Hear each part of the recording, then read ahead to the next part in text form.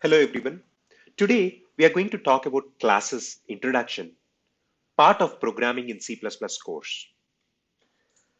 A class in C++ is a blueprint of creating objects that encapsulate data and functions within a single unit.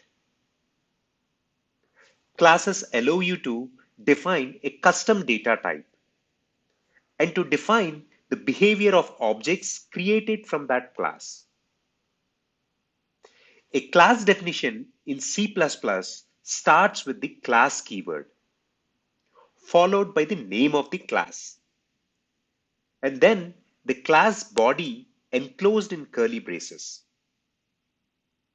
Within the class body, you can define member variables to represent the data associated with an object, and member functions to define the behavior of the object.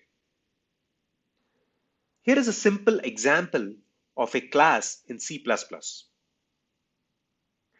In this example, the dog class has three member variables, name, breed, and age, and a member function, bark, which outputs a message to the console.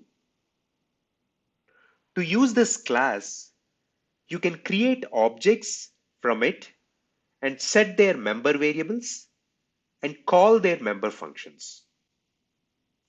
Hope this was helpful. Thank you for watching.